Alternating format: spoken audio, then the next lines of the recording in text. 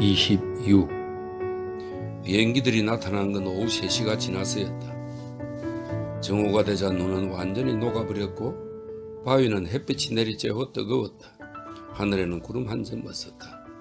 로버트 조던은 바위 틈에 앉아 셔츠를 벗어 등에 햇빛을 쬐면서 죽은 기병의 주머니에 들어있던 서류를 읽었다. 서류를 읽다 말고 있다금씩 앞이 탁 트인 비탈 넘은 숲을 내다보고 또 그 위쪽 고지를 쳐다보았다가 다시 서류로 시선을 옮겼다. 기병대는 그리 다시 나타나지 않았다. 엘소로도 영감 내 진지 쪽에서 총성이 간헐적으로 울려왔다. 그러나 총성은 산발적이었다. 군대 수첩을 조사해보니 그 젊은이는 나바라의 타파야 태생으로 나이는 21살, 아직 미혼이고 대장장의 아들이었다. 로버트 조던이 놀란 것은 젊은이의 소속이 N 기병연대라는 사실이었다. 그는 이 연대가 북부 전선에 있는 줄로만 알고 있었던 것이다. 그는 카를로스주의자로 내전 초기 이룬에서의 전투에서 부상을 입었다. 어쩌면 팜플로나 축제 때 그리 한복판에서 황소들보다 앞장서서 내달리던 이 젊은이를 보았을지도 몰라 하고 로버트 조던은 생각했다. 전쟁에서는 꼭 죽이고 싶은 녀석만을 죽이지 못하지 하고 그는 중얼거렸다. 그래, 그런 일은 거의 없어. 그는 고쳐 생각하고는 다시 서류를 읽어나갔다. 가장 먼저 읽은 편지는 아주 격식에 맞추어 퍽 조심스럽게 쓴 것으로 주로 고향 마을에서 일어나는 일들이 쓰여 있었다. 누이 동생한테서 온 편지였는데 타파야에서는 별다른 일은 없고 아버지는 건강하며 어머니도 가끔 허리가 아프다는 것을 빼고는 예전과 달라진 것은 별로 없었다고 쓰여 있었다. 누이 동생은 오빠가 무사하기를, 너무 위험한 짓은 하지 말기를 빌면서도 오빠가 마르크스주의자 도당들로부터 스페인을 해방시키기 위해 빨갱이들과 싸우고 있어 기쁘게 생각한다고 적고 있었다. 그런 뒤에 지난번 편지를 쓴 뒤에 전사했거나 중상을 입은 타파야 출신의 젊은이들 이름을 열거했다.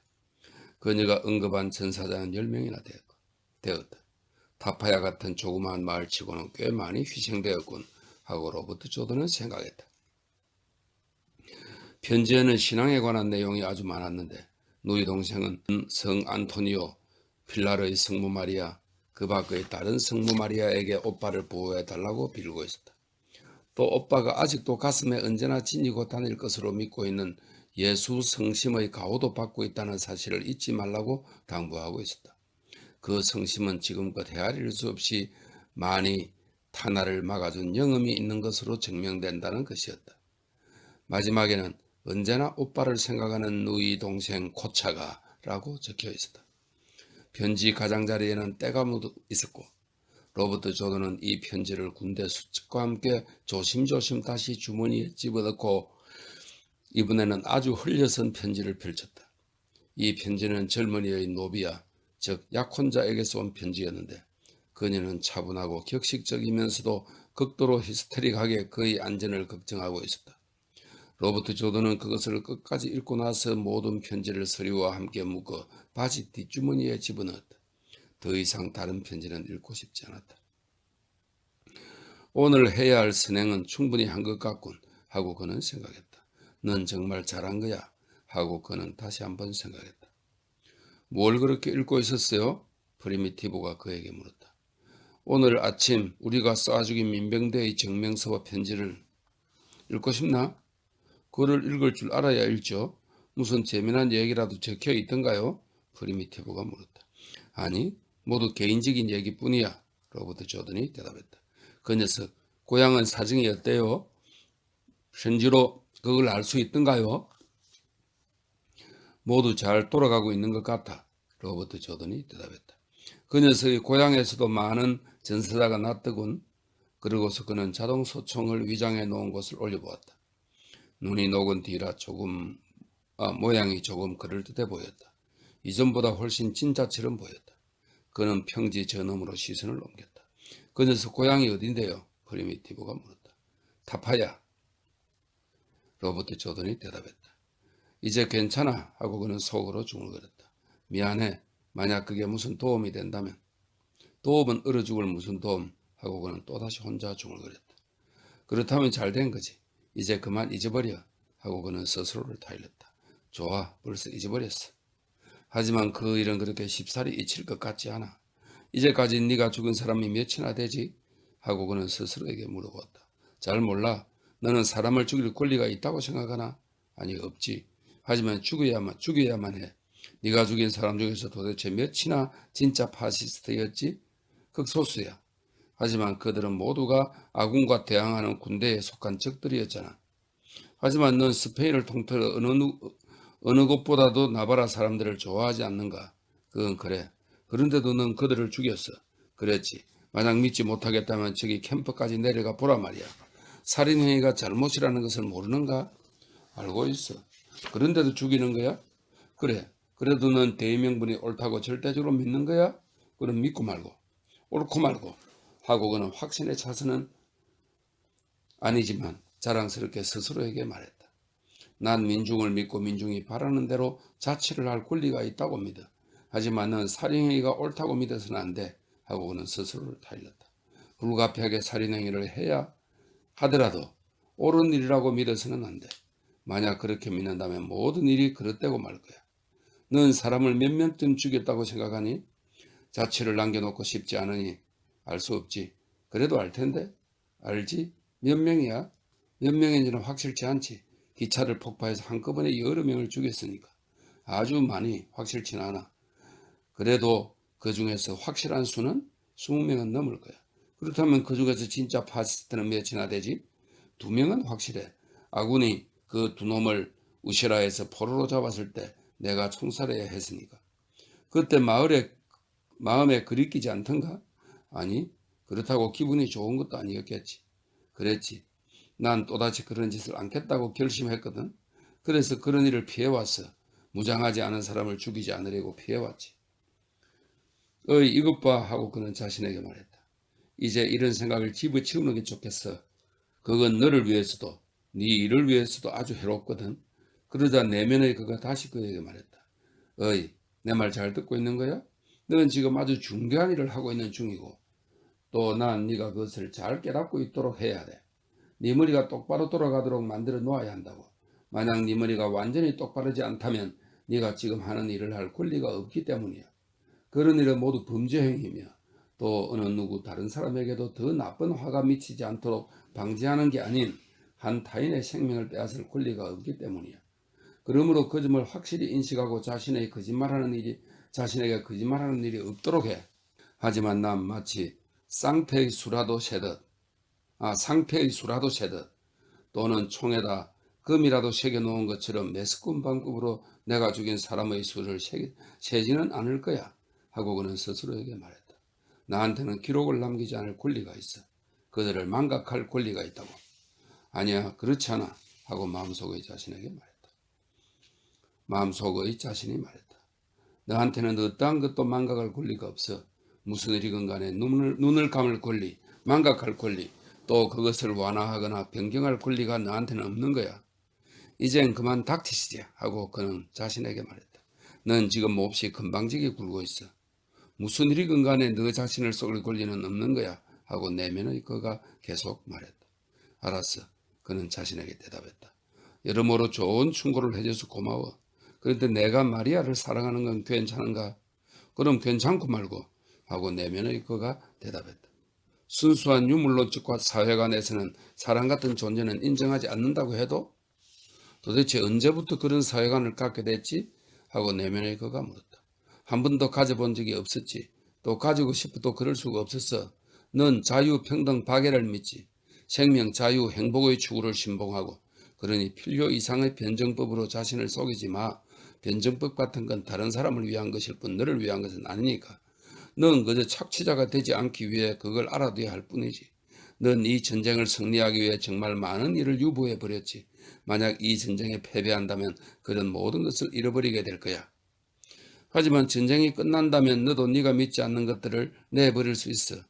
네가 믿지 않는 것도 산더미처럼 많지만 믿는 것도 산더미처럼 많아. 그리고 또 한 가지 있어. 사람을 사랑하는데 결코 자신을 속이지 마. 남을 사랑하는 것이야말로 보통 사람들 누구에게나 오는 행운이 아니야. 너도 전에는 한 번도 얻지 못했다가 이제 겨우 얻었지 않은가.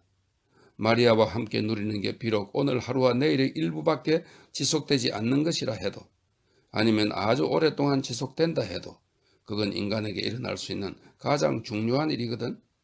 자신이 얻지 못했다고 그런 것이 세상에 존재하지 않는다고 말하는 인간은 어느 시대에나 있는 법이지. 하지만 확실히 말해두지만 사랑이란 건 정말 존재하고 넌 지금 그것을 누리고 있으며 그래서 바로 네가 내일 죽는다 해도 넌 행복한 사나이인 거야. 죽음 얘기는 집어치워 하고 그는 자신을 타일렀다. 이런 식으로 말해서는 안 돼. 그것은 바로 우리 동지인 무정부주의자들이 즐겨 쓰는 말투거든. 사정이 악화되면 그들은 언제나 무언가에 불을 지르고 싶어 죽고 싶어 하지. 참 이상야릇한 생각을 품고 있는 녀석들이야. 참으로 묘하지. 그런데 이 친구야, 어쨌든 오늘은 이럭저럭 무사히 넘기는 것 같군 하고 그는 자신에게 말했다. 벌써 3시가 다 됐으니 조금 있으면 먹을 것을 가져다 주겠지. 저 위 엘수로도 내 쪽에서는 아직도 사격을 해대고 있군. 어쩌면 놈들이 영감을 포위하고 지원군이 더 오기를 기다리고 있다는 뜻일 거야. 어두워지기 전까지 지원군이 와야 할 테지. 위쪽 엘소로도 내는 지금 사정이 어떨까? 앞으로 시간이 충분히 있다면 언제든 우리 모두한테도 그런 일이 일어날 거라고 각오해야 하지. 엘소로도 내 진지는 그다지 유쾌한 광경은 아닐 테지. 우린 확실히 그 말들 때문에 엘소로들을 엄청난 위험에 빠뜨리고 만 거야. 그런 처지를 스페인어로 뭐라고 하더라? 총구가 없는 막다른 골목? 나 같으면 그런 경우에도 어떻게든 빠져나올 구멍이 있을 것 같은데 단 한 번으로 해치우고 시간도 그다지 끌지 않고 끝내버릴 거야. 하지만 적에게 포위당했을 때 투항할 수 있는 전쟁을 얼마쯤이라도 치른다는 게 사치는 아닐까? 우리는 지금 포위당하고 있어. 이것이 이 전쟁에서 커다란 공포의 절규가 아니던가. 그 다음에 오는 것은 적의 총탄에 맞아 죽는 거야. 사살되기 전에 지독한 봉변을 당하지 않는 것만으로도 천만다행이지. 엘소로드한테는 그런 행운이 있을 것 같지 않아. 하기야 언쟁하는 놈들한테도 그런 행운은 없겠지만 벌써 3시가 되었다. 그때 멀리 고동치는 듯한 소리가 들려왔고 고개를 돌려보니 하늘에 비행기 몇 대가 떠 있는 것이 보였다. 27. 엘소로드는 산꼭대기에서 싸우고 있었다. 영감은 처음부터 이 산을 좋아하지 않았다. 이 산을 처음 보았을 때 마치 괴양처럼 생겼다고 생각했다. 그러나 영감은 이 산 말고는 달리 선택할 곳이 없었고 눈에 보이는 가장 먼 거리에서 이 산을 목표로 삼고 달려왔다. 무거운 자동 소총을 등에 지고 허벅지 한쪽에는 수류탄이 든 부대가 흔들거리고 다른 한쪽에는 기관총 탄창이 떨컥거리고 있는 양쪽 넓적다리 사이에서 마른 몸통에 잔물결을 일으키면서 숨가쁘게 뛰어올랐다. 호아킨과 이그나시오는 그가 자동소총을 설치해 놓을 만한 시간을 벌어주려고 걸음을 멈추고는 쏘고 하고 있었다. 그때 산에는 그들을 파멸시킨 그놈의 눈이 아직 남아있었다. 영감이 탄 말이 총알을 맞고 고통스럽게 헐떡이며 천천히 비틀거리고 반짝이는 것을 분출하던 눈을 튀기며 겨우 산꼭대기까지 올라오자 엘소로도는 굴레를 붙잡아 고삐를 어깨 위로 올려놓은 채 끌고 나갔다. 무거운 배낭 2개를 어깨에 짊어지고 총알이 콩티드 바위에 부딪히는 속을 뚫고 죽을 힘을 다해 간신히 올라왔다. 그런 뒤 말의 갈기를 붙잡고 재빠르고도 교묘하게 그러면서도 아주 부드럽게 그에게 꼭 말이 필요한 장소에서 한 방 쏘았다. 말은 껑충 뛰어올라 2개의 바위 틈을 가로막는 위치에서 목을 앞으로 쑥 내뻗고는 쓰러지고 말았다. 이 말 등 너머에서 자동소총을 설치해 찬탕 2개에 든 탄알을 모두 쏘았다. 총은 요란한 소리를 내고 탄피는 눈 속으로 튀어들었으며 뜨겁게 달궈진 총구를 걸쳐놓은 말 등에서 털타는 냄새가 코를 찔렀다. 영감이 언덕 위로 올라오는 적들에게 총알 세례를 퍼붓자 놈들은 어쩔 수 없이 뿔뿔이 흩어져 숨었지만 그러는 동안에도 뒤에서 어떤 일이 일어나는지 몰라 줄곧 등에 오싹한 한기를 느꼈다. 부하 5 중 마지막 한 명이 산꼭대기까지 이르자 그제야 겨우 등에서 한기가 사라졌고 그는 꼭 필요한 때를 위해 마지막 나머지 탄창을 절약해 두기로 했다. 산을 기어오르는 도중에 죽은 말이 2마리 더 있었고 산마리에 올라와서 죽은 말도 3마리나 되었다. 어젯밤에는 말 3마리를 훔치는 데 성공했을 뿐이고 그중 1마리는 캠프 울타리 안에서 그들이 안장 없이 타려던 순간 사격이 시작되자 달아나 버렸다. 산꼭대기까지 올라온 5 중 3은 부상을 입었다. 엘소르도는 장단지 한쪽과 왼팔 두 군데에 총상을 입었다. 목이 타고 상체는 뻣뻣하게 굳어지고 왼팔 상체 하나는 몹시 쑤셨다. 두통도 심했다. 그는 누워서 비행기 오기를 기다리면서 농담을 생각하고 있었다. 아스피린을 먹듯이 죽음을 받아들여야 해. 그는 이 농담을 소리내어 말하지는 않았다. 두통과 함께 팔을 움직일 때마다 구토가 일었지만 그는 희죽 웃으며 살아남은 부하들을 도와보았다. 부하 5명은 모서리가 5개인 별 모양으로 흩어져 있었다. 그들은 무릎과 손으로 땅을 파서 진흙과 돌로 머리와 어깨 앞에 조그만 흙더미를 만들었다. 이 은폐물을 이용해서 각각의 흙더미를 돌과 진흙과 하나로 연결시키고 있었다. 18살 난 호아킨은 쓰고 있던 철모를 이용해 흙을 파서 나르고 있었다. 이 철모는 그가 기차 폭발 때 죽은 것이었다. 철모에는 총알에 뚫린 구멍이 하나 있어 모두 이 철모를 간직하고 있는 그를 놀려대곤 했다.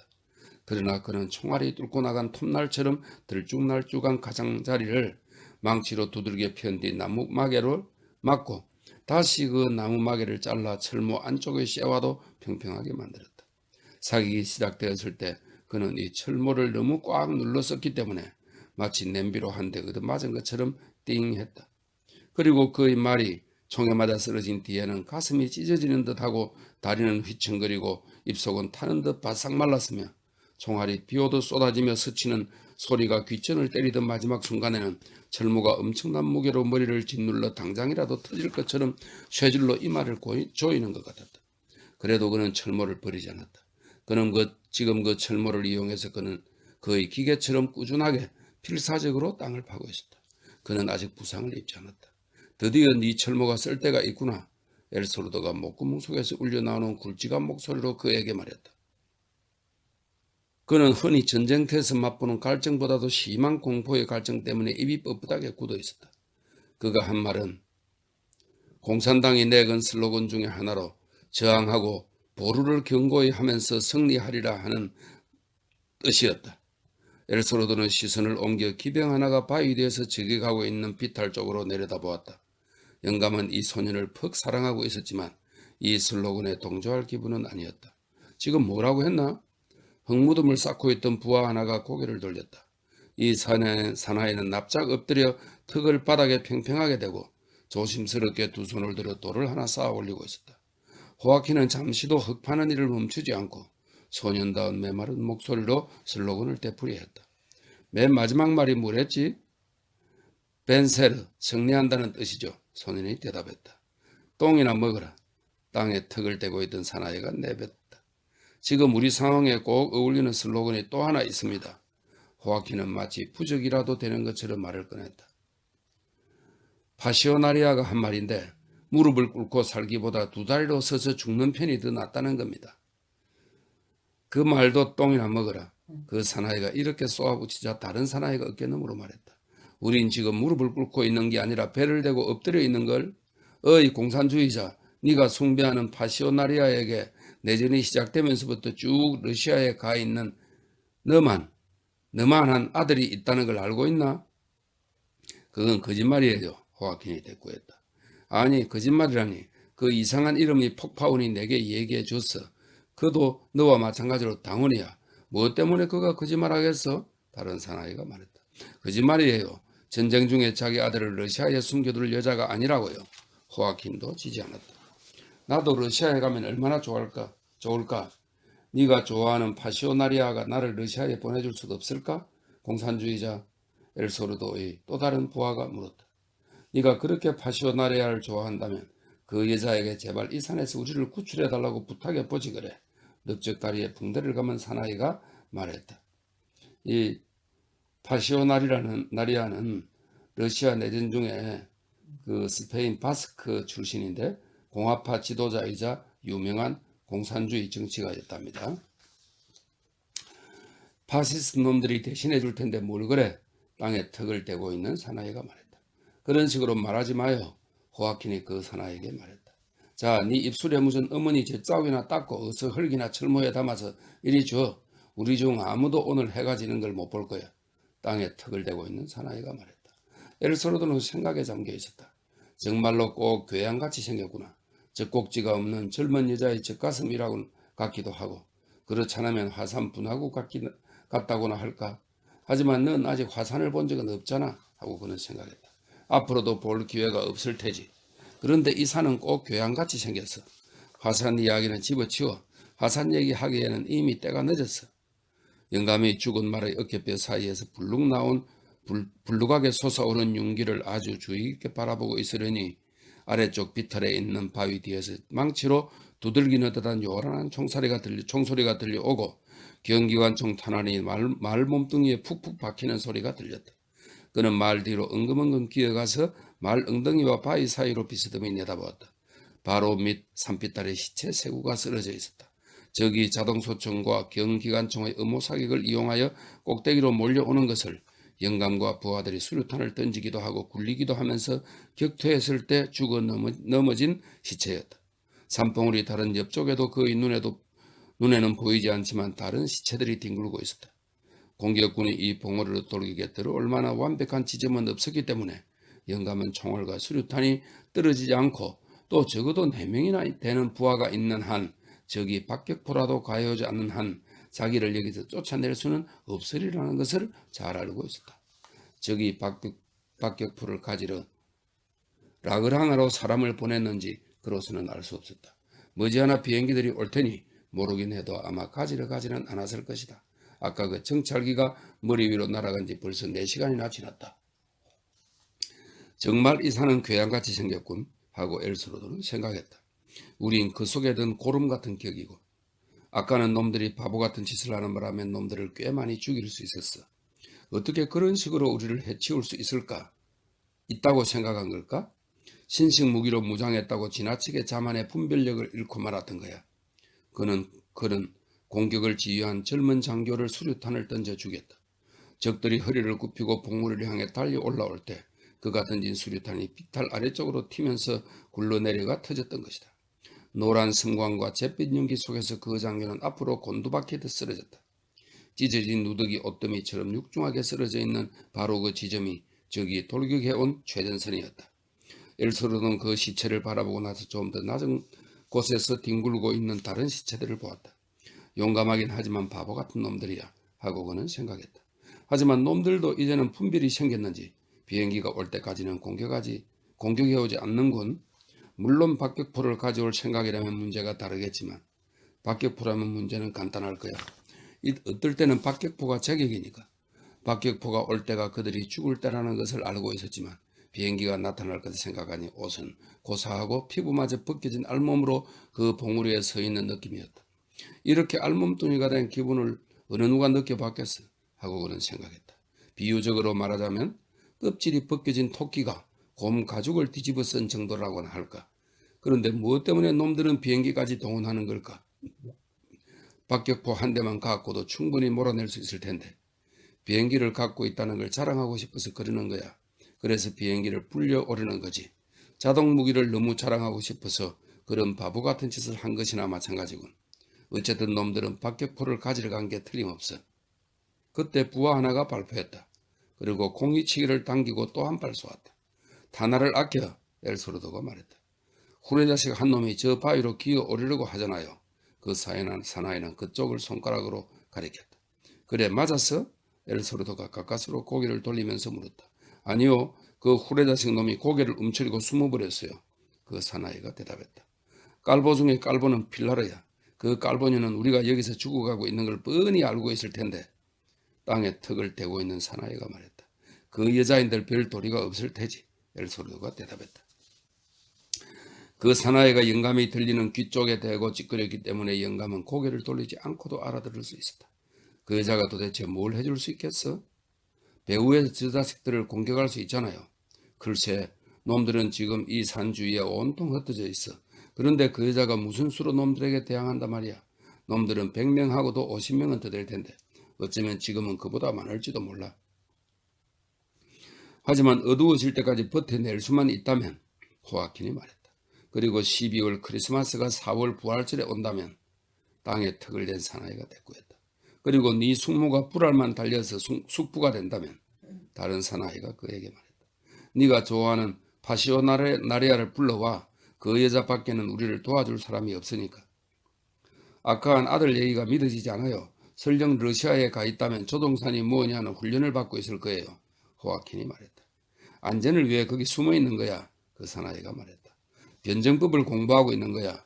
네 그 파시오나리아도 그곳에 가 있었거든. 리스테레와 모스테토 또 그 밖의 친구들도 그랬잖아. 그 이상한 이름을 가진 친구가 말해주었어. 모두 공부하러 갔다 와서 우리를 돕는 거죠. 호아킨이 대꾸했다. 그놈들 지금이야말로 우리를 도우러 와야 하잖아. 또한 사나이가 말했다. 피를 빨아먹고 사는 사기꾼 같은 러시아 놈들이 지금 우리를 도와줘야 해. 사나이가 총을 쏘고는 내뱉었다. 젠장 빌어먹을 에이 또 놓쳤군. 탄화를 아껴. 그리고 그렇게 짓거리지도 마. 안 그러면 목이 더 마르게 돼. 이 산에는 물이 없으니까. 엘소르도가 말했다. 이걸 마셔요. 그 사나이가 이렇게 말하고는 옆으로 구르더니 어깨에 비스듬히 메고 있던 술부대를 끌러 엘소르도에게 건네주었다. 이걸로 입을 적셔요, 영감님. 그렇게 부상을 입었으니 아주 목이 탈 텐데요. 함께 나눠 마시지, 엘소르도가 말했다. 그럼 내가 먼저 마실까? 술부대 주인이 이렇게 말하고 쭉 들이키고 나서 가죽부대를 다른 사람에게 돌렸다. 엘소르도 영감님, 비행기는 언제쯤 올 것 같아요? 턱이 더러워진 한 사나이가 물었다. 언제라도 올 수 있지. 벌써 왔을 시간인데. 엘소르도가 대답했다. 저 후레 자식들이 또 공격에 올까요? 비행기가 오지 않는다면 그러겠지. 그는 박격포 이야기는 꺼낼 필요가 없다고 생각했다. 박격포가 도착하면 곧 알 수 있을 테니. 어제 보니까 놈들에게는 비행기가 꽤 많은 것 같은데요. 너무 많아서 탈이지. 엘소르도가 대꾸했다. 그는 머리가 아팠고 팔은 굳어서 조그만 움직이도 견딜 수 없을 만큼 고통스러웠다. 쓸 수 있는 한쪽 팔로 가죽 술부대를 쳐들면서 맑고 높고 파랗게 갠 초여름의 하늘을 올려다보았다. 52살인 그는 저 하늘을 보는 것도 이제 마지막이라는 생각이 들었다. 죽는 것은 조금도 두렵지 않았지만 죽는 장소로나 써먹을 수밖에 없는 이런 산에 갇혀 있는 것이 화가 났다. 만약 이곳을 빠져나갈 수만 있다면 하고 그는 생각했다. 저 긴 골짜기로 놈들을 유인할 수만 있다면, 또 만약 저 도로를 넘어 도망칠 수만 있다면 만사가 잘 된 텐데. 하지만 이놈의 교양같이 생긴 산이라니. 어쨌든 이 산을 되도록 잘 이용하는 수밖에 없고 지금까지는 잘 이용해 왔어. 영감은 인류 역사에서 얼마나 많은 사람이 산에서 죽었는지 알고 있다 해도 위안이 되지는 않았을 것이다. 자신이 일을 겪는 바로 그 순간에는 비슷한 상황에서 다른 사람에게 일어난 일 때문에 영향을 받지는 않기 때문이다. 어느 날 과부가 된 여자가 아내에게 사랑받던 다른 남편들 역시 죽었다는 소식을 듣더라도 조금도 위안이 되지 않는 것처럼 말이다. 죽음을 두려워하든 그렇지 않든 죽음은 받아들이기 어려운 법이다. 죽음을 받아들였지만 52살의 나이에 세 군데나 총상을 입고 산꼭대기에서 도가내던 쥐처럼 갇혀있는 엘소르도에게 죽음의 잔은 결코 따르지 않았다. 그는 이런 일에 대해 혼자 농담을 짓기렸지만 하늘과 먼 산을 바라보며 술을 들이켰다. 그러나 그는 죽음을 바라지 않았다. 어차피 죽어야 한다면 하고 그는 생각했다. 죽는 것이 확실하다면 죽을 수 있어. 하지만 이렇게 죽기는 끔찍이도 싫어. 죽는다는 것은 아무것도 아니었고 그는 마음속에서 죽을 때의 모습을 그려보지도 두려워하지도 않았다. 그러나 살아있다는 것은 산빛 아래서 나무에 나부끼는 곡식 들판이었다. 바람에 나부끼는 곡식 들판이었다. 살아있다는 것은 하늘에 떠도는 매였다. 살아있다는 것은 도리끼질을 해도 왕기를 불어내는 먼지 자욱한 타작마당에 놓여있는 질그릇 물동이었다. 살아있다는 것은 두 다리 사이에 끼고 타는 말이요. 한쪽 다리로 누르고 있는 카빈총이요. 언덕이요 골짜기요 나무를 따라 흐르는 개울이요. 골짜기 저쪽 산비탈이요. 그 건너편 언덕들이었다. 엘소르도는 술부대를 들려주고 고맙다는 뜻으로 고개를 끄덕였다. 그러고는 앞으로 몸을 굽혀 자동소총의 총구에 털이 타버린 말의 어깨를 가볍게 쓰다듬어 주었다. 아직도 그을린 털냄새가 났다. 총알에 포위되어 총알이 위에서도 주위에서도 빗발처럼 퍼붓던 탄막 속에서 몸을 부르르 떠는 말을 여기까지 끌고 내리며 양쪽 귀와 눈을 연결하는 선이 교차하는 지점을 교묘히 쏘아 넘어졌을 때의 일을 생각해 보았다. 갑자기 말이 껑충 뛰어 올라다가 쓰러지자마자 그는 따뜻한 땀에 축축이 젖은 말 등 뒤에 숨어 언덕을 향해 올라오는 적들에게 총을 겨누었던 것이다. 정말 말다운 말이었어. 그가 말했다. 엘소르도는 부상을 입지 않은 쪽으로 누워 하늘을 올려다 보았다. 탄피가 수북이 쌓여있는 곳 위에 누워 있었지만 머리는 바위에 가려지고 몸은 말의 그늘에 가려 있었다. 상처는 점점 굳어갔고 고통도 더 심해졌기 때문에 이제는 몸을 움직이는 것조차 힘들었다. 왜 그러시오 영감? 옆에 있는 사나이가 물었다. 아무것도 아니야. 좀 쉬고 있을 뿐이야. 그럼 한잠 주무시오. 놈들이 쳐들어올 땐 그들이 깨워줄 테니. 그 사나이가 말했다. 바로 그때 누군가 비탈 쪽에서 외쳤다. 들으라 도둑놈들아. 그 소리는 자동소총을 세워놓은 가장 가까운 바위 뒤쪽에서 들려왔다. 비행기가 와서 가루로 만들어 버리기 전에 얼른 항복해. 저놈이 뭐라는 거야? 엘스로드가 물었다. 호아킨이 그에게 설명해 주었다. 영감은 한쪽으로 몸을 굴려 다시 한번 총 뒤에 엎드리는 자세로 몸을 일으켰다. 어쩌면 비행기는 안 올지도 몰라. 대꾸도 하지 말고 총도 쏘지 마. 어쩌면 우리가 놈들을 또 한번 쳐들어오게 만들지도 모르니까. 욕을 해줘도 괜찮지 않을까요? 파시오나리아의 아들이 러시아에 가 있다는 말을 호아킨에게 해준 사나이가 물었다. 그만둬. 자네 그 큰 권총을 내게 줘. 큰 권총 누가 갖고 있지? 엘스로드가 물었다. 여기 있습니다. 이리 줘. 그는 무릎을 대고 대형 9mm 스타르 권총을 받아들고는 죽은 말 옆 땅바닥에 한 발을 쏘고 기다렸다가 다시 불규칙한 간격으로 4번 발사했다. 그리고 입속으로 60까지 세면서 기다린 뒤 죽은 말에 직접 최후의 한 발을 쏘았다. 그런 다음 희죽 웃고는 권총을 돌려주었다. 탄화를 재어둬. 그리고 아무도 입을 열지 마. 총을 쏴서도 안 돼. 그가 나지막한 목소리로 속삭였다. 도둑놈들아. 또다시 바위 뒤에서 외치는 소리가 들려왔다. 언덕 위에서는 아무 말 없이 잠자코 있었다. 도둑놈들아. 가루가 되기 전에 의사항복해. 놈들이 이제 미끼를 물었군. 영감이 기쁜 듯이 속삭였다. 그가 지켜보고 있는데 한 놈이 바위 뒤에서 머리를 삐죽 내밀었다.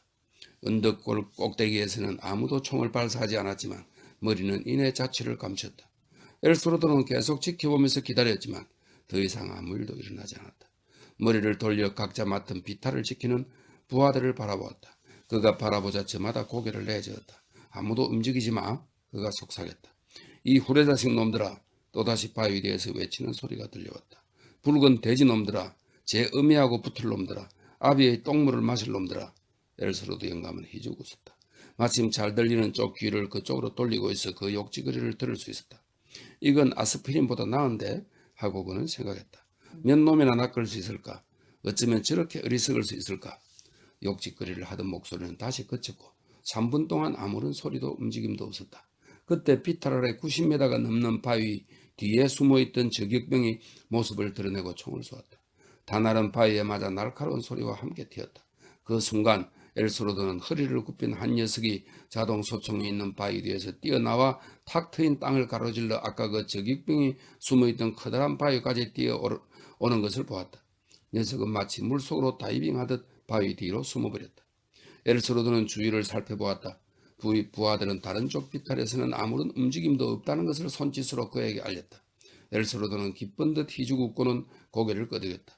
이것은 아스피린보다 10배의 효과가 있군 하고 그는 생각했다. 그리고 사냥꾼만 하는 기쁨을 만끽하며 기다렸다. 아래 비탈에서는 돌로 쌓아올린 보루에서 바위 뒤로 달려온 사나이가 저격병에게 말을 건네고 있었다. 정말로 믿어지나? 잘 모르겠는데요. 저격병이 대답했다. 이체에는 맞을지도 몰라. 말을 건넨 사나이는 이 부대를 지휘하는 장교였다. 뭐니 해도 놈들은 포위당한 상태야. 죽는 것 말고는 기대할 게 없지. 그러자 저격병은 아무 말이 없었다. 자네는 어떻게 생각하나? 장교가 물었다. 아무것도 모르겠습니다. 저격병이 대답했다. 총소리가 난 뒤에 별다른 동작은 없었나? 전혀 보지 못했습니다. 장교는 손목시계를 보았다. 3시 10분 전이었다. 비행기가 벌써 1시간 전에 왔어야 하는데 그가 말했다. 바로 그때 다른 장교 하나가 바위 위로 뛰어들었다. 저격병은 옆으로 비키며 자리를 내줬다. 어이 파코, 자네 생각은 어떤가?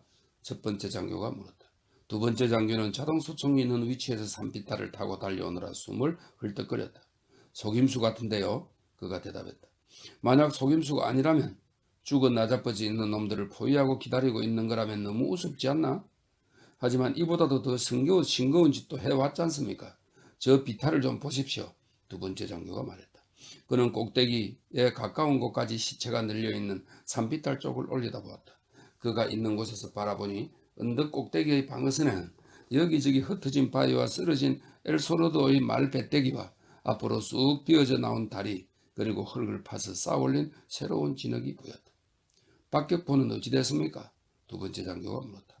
1시간이면 올 거야. 만약 그 전에 오지 않는다면? 그럼 그때까지 기다리죠. 어리석은 짓은 이것으로 충분하거든요. 도둑놈들아. 첫 번째 장교가 갑자기 일어나 바위 위로 목을 길게 내밀며 소리쳤다. 막상 일어서서 보니 언덕 꼭대기가 훨씬 가깝게 보였다. 붉은 돼지놈들아, 겁쟁이놈들아. 두 번째 장교가 저격병 쪽을 바라보며 고개를 흔들었다. 저격병은 얼굴을 돌렸지만 입술은 꼭 다물고 있었다. 첫 번째 장교는 바위 뒤에서 완전히 머리를 내밀고 서서 한 손에 권총을 쥔 채 언덕 꼭대기를 향해 고래고래 욕설과 저주를 퍼부어댔다. 그러나 아무 일도 일어나지 않았다. 그러자 그는 바위 뒤에서 몸을 드러내고 언덕 꼭대기를 쳐다보며 섰다. 살아있거든 어디 쏴봐 이 비겁한 놈들아. 깔보년의 배때기에서 나온 빨갱이 놈들을 날 한 번도 겁낸 적이 없어. 그러니 어서 날 쏴보란 말이야. 그가 소리를 질렀다. 이 마지막 말은 크게 소리치기에는 너무 길어서 이 말을 마칠 때쯤 장교의 얼굴은 붉어지고 두 눈은 충혈되었다. 햇볕에 탄 가려만 얼굴에 차분한 눈, 길고 얇은 입술, 움푹하게 들어간 뺨에 짧은 수염이 텁수룩한 두 번째 장교는 다시 한번 고개를 저었다. 최초의 돌격 명령을 내린 사람이 지금 소리치고 있는 이 장교였다. 산비탈 위쪽에 죽어 쓰러져 있는 젊은 중위는 파코 베렌도라는 중위의 둘도 없는 친구였다. 베렌드 중위는 지금 대위가 외치는 소리에 귀를 기울이고 있었다. 대위는 지금 누가 봐도 틀림없이 의기양양했다. 저놈들이 내 누이 동생과 어머니를 쏴 죽인 돼지놈들이야. 대위가 계속 욕설을 퍼부었다. 그는 불그레한 얼굴에 금발이고 영국 사람처럼 콧수염을 길렀으며 두 눈이 어딘지 이상했다. 눈동자는 연한 푸른색이고 속눈썹 숱이 적었다. 그의 두 눈을 쳐다보고 있으면 어쩐지 초점이 천천히 맞춰지는 것만 같았다. 그때 그가 다시 소리쳤다. 야 빨갱이 놈들아, 이 비겁한 놈들아. 그러고는 또다시 욕설을 퍼붓기 시작했다. 이제 그는 완전히 바위 밖으로 나와 조심스레 겨냥을 하며 언덕 꼭대기에 보이는 유일한 표적인 엘스로도의 죽은 말을 향해 권총을 쏘았다. 다나른 말 있는 곳에서 10m 넘게 아래의 진흙을 튀겼다. 대위는 다시 쏘았다. 다나른 바위에 맞고 다시 한번 튀었다. 대위는 그 자리에 서서 언덕 꼭대기를 올려다 보았다. 베렌도 중위는 꼭대기 바로 아래에 다뒹굴고 있는 또 다른 중위의 시체를 바라보았다. 저격병은 눈 아래의 땅바닥을 내려다보고 있었다. 그래서 얼굴을 들어 대위를 보았다. 그리고 살아있는 놈은 한 놈도 없어. 글자가 잘못 인쇄됐네. 대위는 이렇게 말하고는 저격병을 불렀다. 이봐 올라가서 보고 와. 저격병은 눈을 내리깔고 아무 말이 없었다. 이봐 내 말 안 들려? 대위가 소리를 질렀다. 들립니다 대위님. 저격병은 대위를 쳐다보지도 않고 대답했다. 그럼 어서 올라가. 대위는 아직도 총에 권총을 들고 있었다. 내 말 안 들려? 들립니다 대위님. 그럼 왜 안 올라가는 거야? 올라가고 싶지 않습니다 대위님. 올라가고 싶지 않다고? 대위는 저격병의 옆구리에 권총을 들이댔다. 올라가고 싶지 않다고? 무섭습니다 대위님. 저격병이 당당하게 대답했다. 대위의 얼굴과 그의 이상한 사신눈을 바라보고 있던 베렌도 중위는 이제 정말로 총을 쏘려나 보다 하고 생각했다. 뭐라 대위님? 그가 말했다. 왜 그래 베렌도 중위? 저격병의 말이 옳은지도 모릅니다. 겁을 집어먹고 있다고 말하는 게 옳다는 거야?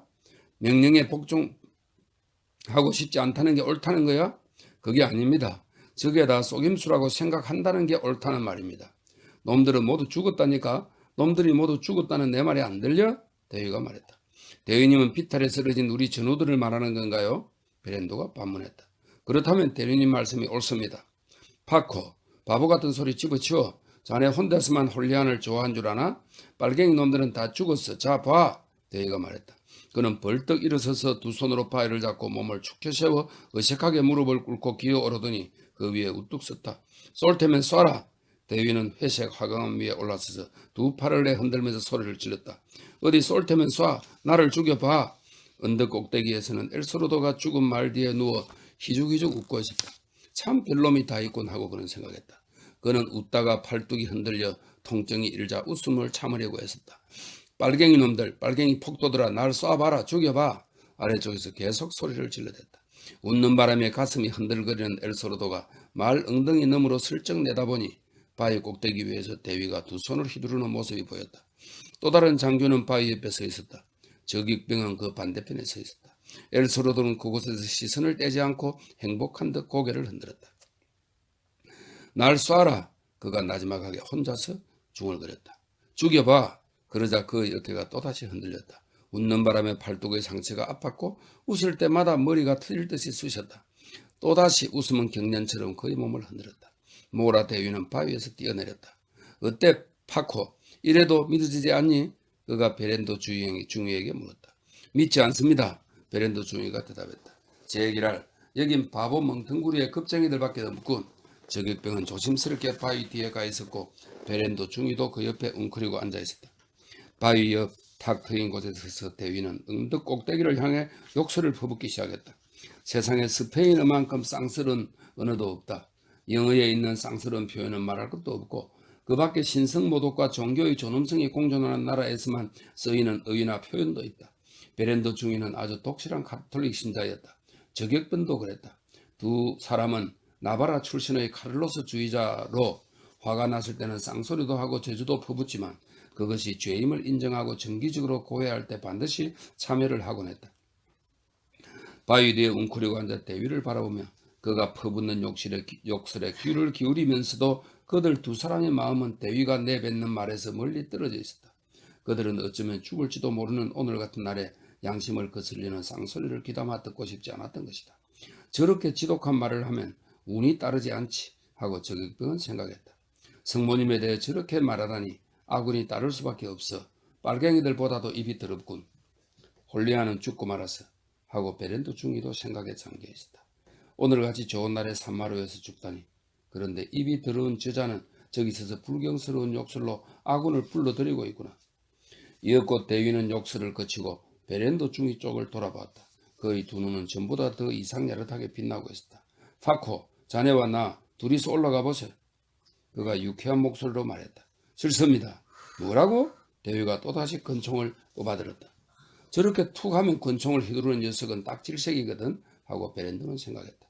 무기를 휘두르지 않고는 명령을 내릴 수가 없는 거지.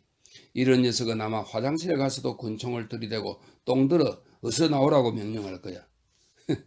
대위님의 명령이라면 올라가죠. 하지만 마지못해 하는 겁니다. 베렌도 중위가 대위에게 대꾸했다. 그럼 나 혼자 가겠어. 이곳은 겁쟁이 놈들의 악취가 코를 찌르는군. 대위가 내뱉었다. 대위는 권총을 오른손에 들고 침착하게 비탈을 걸어 올라갔다. 베렌도와 저격병은 그를 지켜보고 있었다. 그는 방어물을 조금도 이용하지 않았고 앞쪽에 있는 언덕 꼭대기의 바위와 죽은 말과 새로 쌓아올린 진흙더미를 똑바로 바라보았다. 엘스로드는 바위 모퉁이에 있는 말 뒤에 납작 엎드린 채 대위가 성큼성큼 올라오는 모습을 지켜보고 있었다. 겨우 한 놈이야 하고 그는 생각했다. 한 놈밖에 낚지 못했어. 하지만 찌꺼리는 꼴로 보아 녀석은 지휘관의 모양이로군. 저 걷는 꼴을 좀 봐. 꼭 짐승 같군. 성큼성큼 걸어오는 꼴을 좀 보라고. 저놈은 내 밥이야. 저놈을 저승길 동무로 삼아야겠어. 지금 걸어오는 녀석이 나와 함께 저승길을 갈 녀석이야. 자, 어서 오시지. 길동무 동지. 성큼성큼 곧장 걸어와. 어서 똑바로 걸어와. 어서 걸어와 죽음을 만나보시지. 자, 어서 좋아. 그대로 계속 걸어와. 걸음을 늦추지 마. 똑바로 걸어오는 거야. 됐어. 지금처럼. 발을 멈추고 뒤돌아보는 게 아니야. 그렇지. 아래를 내려다 봐서는 안 돼. 똑바로 앞만 보고 와. 아니 이것 봐라. 콧수임을 기르고 있잖아. 그것에 대해 어떻게 생각하나? 녀석은 콧수임을 기르고 있어. 내 길동무 동지 말이야. 대위로구나. 소매자락을 보면 알 수 있거든. 그러니까 내가 그물이라고 그랬잖았어? 잉글랜드 사람과 같은 생김새군. 저걸 좀 봐. 붉어스레한 얼굴에 금발이고 눈알이 푸르군. 모자는 쓰지 않고 콧수염은 노랗고 눈은 옅은 푸른색이고 연푸른 빛깔인데 뭔가 좀 이상해 보여. 초점이 맞지 않는 연푸른 눈이군. 옳지. 이제 충분히 가까이 왔어. 너무 가깝군. 잘 왔어. 길동무 동지. 자, 이걸 받아라. 저승길 동무 녀석아. 영감이 자동소총의 방아쇠를 부드럽게 잡아당기자 다리가 세게 달린 자동소총이 그 반동으로 몹시 흔들리며 그의 어깨에 세 번 부딪혔다. 대위는 사늘이에서 얼굴을 땅에 박고 쓰러졌다. 그의 왼팔이 몸 밑에 깔려 있었다. 권총을 쥐었던 오른팔은 머리 앞으로 쭉 뻗고 있었다. 아래쪽 비탈 사방에서 적들이 언덕 꼭대기를 향해 또다시 총을 쏘기 시작했다. 바위 뒤에 웅크리고 있던 베렌도 중위는 포화를 뚫고라도 저 트인 빈터로 달려가야 한다고 생각하고 있었는데 그때 언덕 꼭대기에서 엘스로드가 부르짖는 그윽한 쉰 목소리가 들려왔다. 도둑놈들아 도둑놈들아 나를 쏴 나를 죽여 하고 외치대고 있었다. 언덕 꼭대기에서 엘소로드는 가슴이 아프도록 머리끝이 터져버리도록 웃으면서 자동소총 뒤에 엎드려 있었다. 도둑놈들아 나를 죽여 도둑놈들아. 그가 다시 기쁘게 소리쳤다. 그러고 나서 그는 행복한 듯 고개를 내젓다. 우리한테는 저승길을 같이 갈 친구들이 많군 하고 그는 생각했다. 영감은 다른 장교가 바위의 음모에서 벗어나면 자동소총으로 쏠 참이었다. 이제 곧 그 장교는 그곳을 벗어나야 할 것이다. 엘스로드는 그가 그곳에서는 명령을 내릴 수 없다는 것을 알고 있었고 그래서 그를 처치할 기회가 아주 많다고 생각하고 있었다. 바로 그때 언덕 위에 있는 다른 사람들에게 비행기가 날아오는 첫 소리가 들려왔다.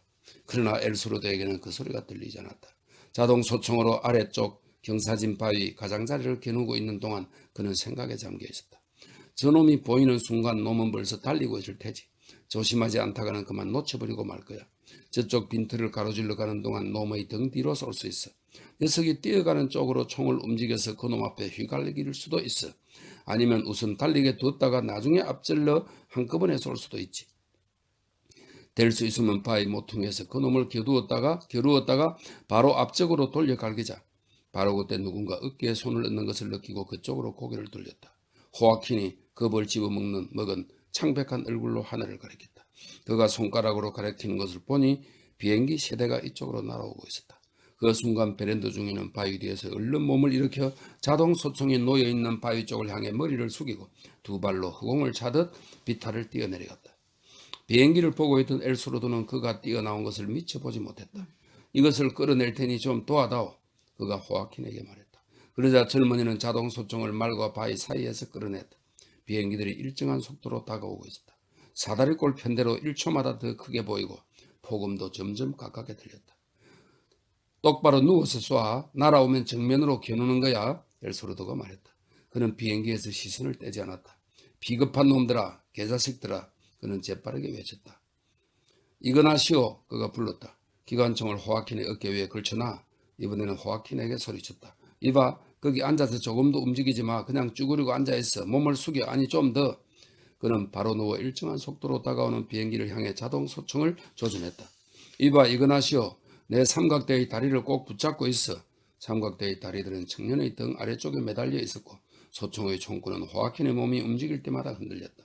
머리를 숙이고 쪼그리고 있던 호아킨은 윙윙거리며 다가오는 비행기 소리를 듣자 몸을 제대로 가눌 수가 없었다. 이거나시오는 배를 땅바닥에 붙이고 납작 엎드려 적기들이 다가오는 것을 지켜보면서 두 손으로 자동소총의 다리를 꼭 붙잡아 총열이 움직이지 않도록 했다. 머리를 숙여 머리를 앞으로 내밀고 있으라고 그가 호아킨에게 외쳤다. 파시오나리아가 말하기를 무릎을 꿇고 살기보다. 호아킨이 윙윙거리는 소리가 점점 가까이 다가오자 혼잣말로 중얼거렸다. 그러더니 갑자기 기도를 드리기 시작했다. 은총이 가득하신 마리아님 기뻐하소서. 주님께서 함께 계시니 여인 중에 복되시며 태중의 아들 예수님 또한 복되시나이다. 천주의 성모 마리아님 이제 저희 죽을 때 저희 죄인을 위하여 빌어주소서. 아멘. 천주의 어머니이신 거룩한 성모님 바로 그때 꿈틀하고 몸을 움직였다. 견딜 수 없을 만큼 요란한 폭음이 울리자 재빨리 기도 구주를 생각해내고는 서둘러 통회의 기도를 올리기 시작했다. 오 천주여 나의 모든 사랑을 바쳐야 할 당신에게 죄를 지어 사오니 용서해 주옵시고. 그 순간 망치로 두들겨 대는 듯한 폭음이 귓전을 스치고 총신이 그의 어깨 위에서 뜨겁게 달았다. 다시 한번 망치 소리가 울리더니 그의 두 귀는 총구에서 내뿜는 폭음으로 먹먹해졌다.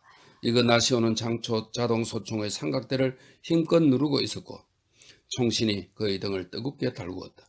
망치로 두들겨 대는 듯한 폭음에 더 이상 통회의 기도 구주를 생각해낼 수가 없었다. 이제 죽음의 순간에 이르렀다는 것밖에는 생각해낼 수 없었다. 아멘. 이제 죽음에 임하여 아멘.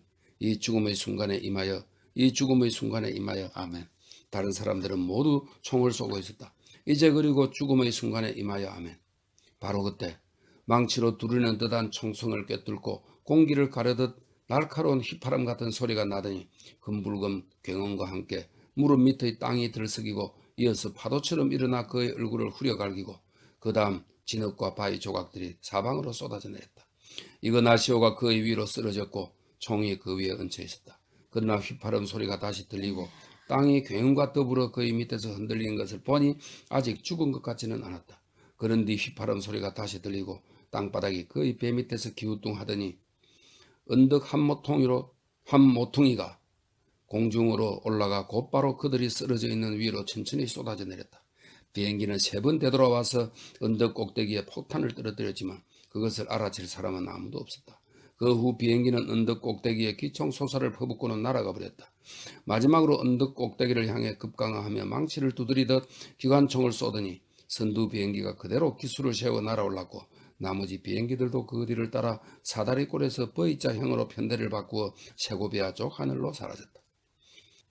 베렌더 중위는 언덕 꼭대기에 맹렬한 사격을 가하면서 척후병 1명을 시켜 꼭대기를 향해 수류탄을 던질 수 있는 폭격당한 구덩이 하나에 올라가게 했다. 그는 적이 한 사람이라도 살아서 혼란 속에서 그들을 기다리고 있을 위험을 감수하지 않았다. 그래서 죽은 말이며 깨어진 바위 조각이며 누렇게 솟아오른 화약 냄새가 나는 갈라진 땅이며 온통 난장판이 되어 있는 그곳에 수류탄 4개를 던진 뒤 폭탄 구덩이에서 얼른 기어나와 꼭대기로 올라가 주위를 살펴보았다. 산 꼭대기에는 이그나시오의 시체 밑에서 의식을 잃고 있는 호아킨을 제외하고는 모두 죽어 있었다. 호아킨의 코와 귀에서는 피가 흘러내리고 있었다. 갑자기 벼락처럼 폭격에 휩싸인 순간부터 그는 의식도 없고 아무런 감촉도 느끼지 못했을 뿐더러 폭탄 하나가 바로 옆에 떨어지자 숨도 제대로 쉬지 못하고 있었다. 베렌더 중위는 성호를 걷고 나서 에르소르도가 부상을 입은 말을 쏘아 죽였을 때처럼 갑작스럽고도 부드럽게 청년의 뒤통수를 쏘았다. 베렌더 중위는 언덕 꼭대기에 서서 산비탈에 쓰러져 있는 아군 시체를 내려다보았고 그 다음에 에르소르도를 여기까지 몰고 오느라 자신들이 말을 타고 달려온 곳을 내려다보았다. 아군 부대가 지금까지 전개해온 모든 작전의 배치를 살펴본 다음 아군 전사자들의 말들을 끌고 오게 하여 시체들을 라그랑아까지 운반하도록 안장에다 잡아매라고 명령했다. 그놈도 끌고 가. 자동소총에 손을 얹고 있는 저 시체 말이야. 아마 에르소르도 영감일 거야. 나이도 가장 많고 총을 다룬 것도 그놈이었으니까. 아니야, 모가지만 잘라서 판초에 싸. 그러고는 잠시 생각하더니 다시 말을 이었다.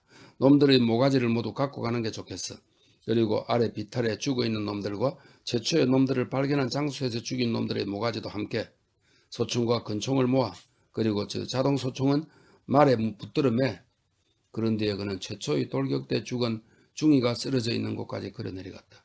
시체를 내려다 보기는 했지만 손을 대지는 않았다. 전쟁이란 정말 끔찍해. 그가 혼자 중얼거렸다. 그러고 나서 그는 다시 성호를 끄었고 산을 내려오면서는 전사한 전우의 영혼의 안식을 위해 천주경과 성모경을 5번씩 외웠다. 그는 그 자리에 남아서 자신의 명령이 실행되는 모습을 보고 싶지 않았다. 28. 적기가 날아간 뒤 로버트 조던과 프리미티보는 폭격이 시작되는 소리를 들었고 그 소리를 듣자 그의 심장은 또다시 고동치는 듯했다. 고지의 마지막 능선 위에 연기구름이 피어올랐고 비행기들은 일정한 속도로 점점 멀리 사라지더니 조그만 반점 세계처럼 보였다. 저놈들은 어쩌면 저희 편 기병들에게만 심한 폭격을 가하고 엘소르도 영감과 그 일당에게는 손도 대지 못했을지도 몰라 하고 로버트 조던이 혼잣말처럼 내뱉었다. 저 비행기는 죽일 듯 무섭게 겁을 주지만 그렇게 쉽게 사람을 죽이지는 못하거든. 아직도 싸우고 있군요. 치열한 폭격 소리에 귀를 기울이면서 프리미티보가 말했다. 그는 폭격 소리가 날 때마다 움찔움찔 하더니 이제는 바싹 마른 입술을 핥고 있었다. 물론이지. 그런 걸로 사람을 죽이지는 못하거든. 로버트 조던이 대꾸했다. 이었고 총성이 완전히 멈췄고 그 뒤로는 더 이상 총성이 들리지 않았다. 베렌더 중위가 쏜 근총 소리가 이렇게 멀리까지 들려올 리는 없었다. 총성이 그쳤을 때 그는 아무렇지도 않았다. 그러다 고요가 계속되자 자꾸만 공허한 느낌이 그의 가슴에 파고들었다. 이어서 수류탄이 터지는 소리가 들리자 그의 가슴은 한동안 울렁거렸다. 다시 사방은 아주 잠잠해졌고 고요함이 계속되자 그제야 그는 모든 것이 끝났다는 것을 알았다. 마리아가 토끼고기와 버섯을 넣은 진한 스튜가 든 양동이 위에 빵과 가죽 술병, 양은 접시 4개, 컵 2개, 숟가락 4개를 들고 캠프에서 올라왔다.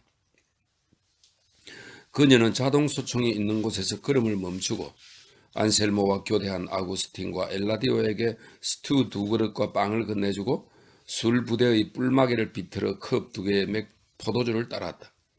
로버트 조던은 그녀가 어깨에 술부대를 메고 한쪽 손에 양동이를 들고 까까머리를 햇빛에 반짝이면서 초석까지 가벼운 그릉거리로 올라오는 것을 바라보고 있었다.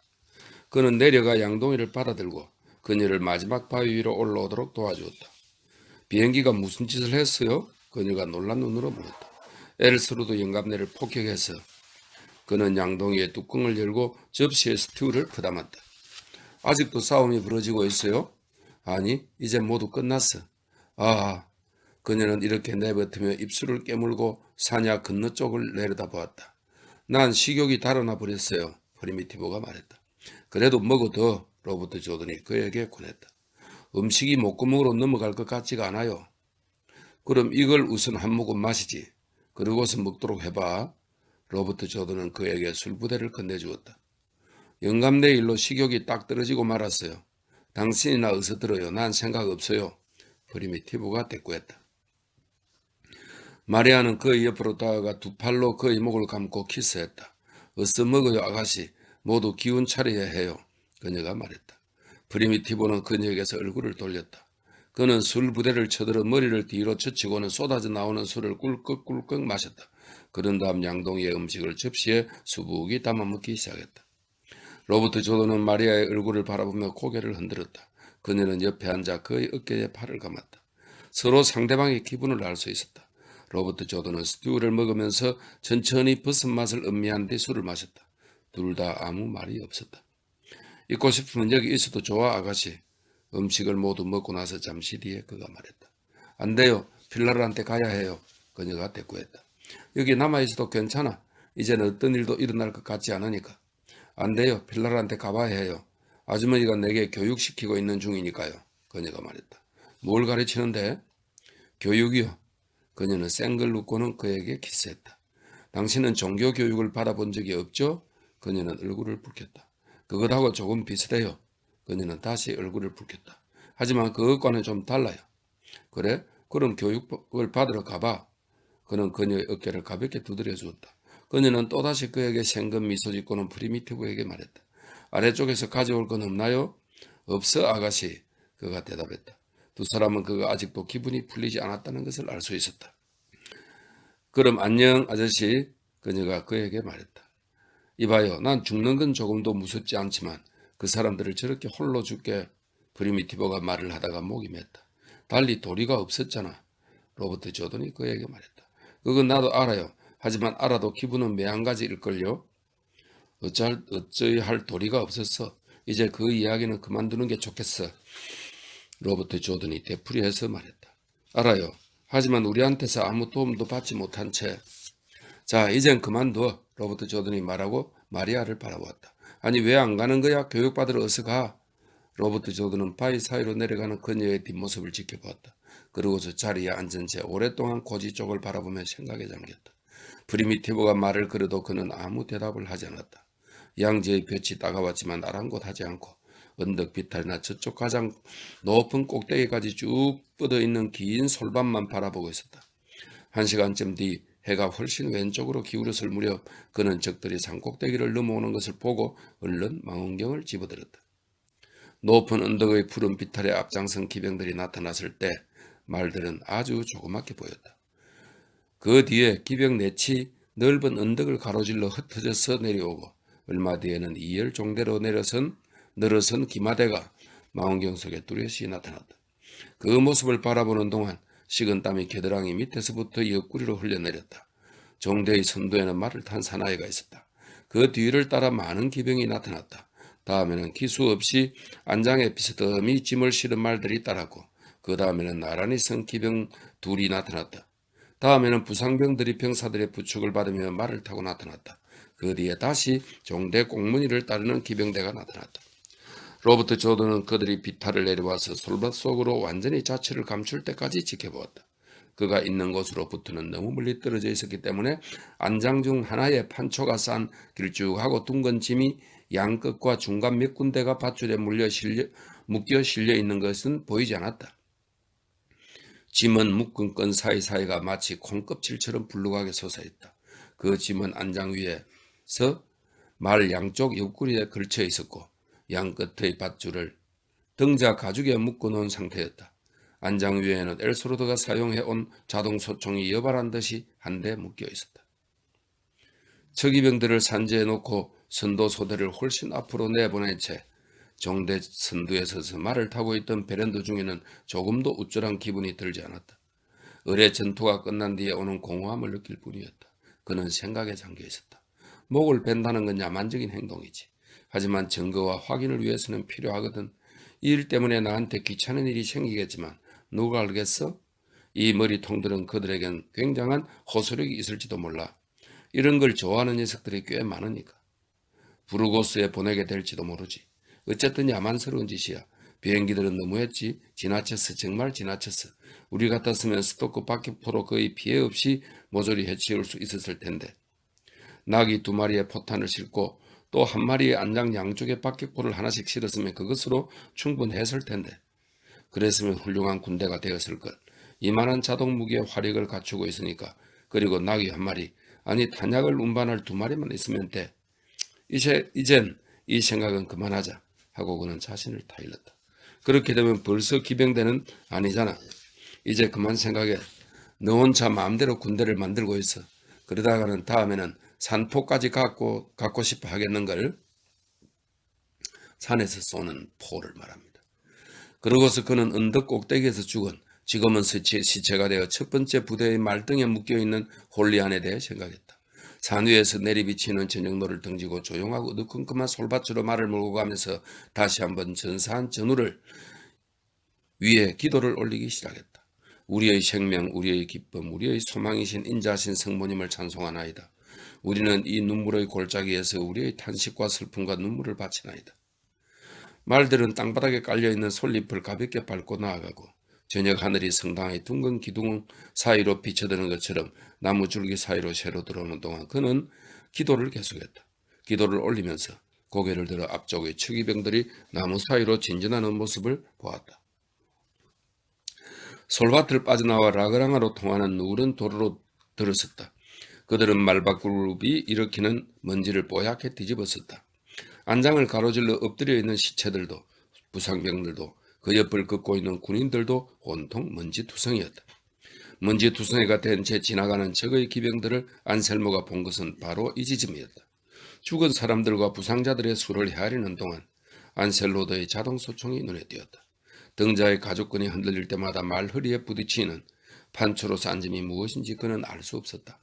그러나 어둠을 헤치고 돌아오는 길에 엘소로드가 쌓은 언덕에 이르는 순간 비로소 그 기다랗고 둘둘만 판초 속에 들어있는 것이 무엇인지 알게 되었다.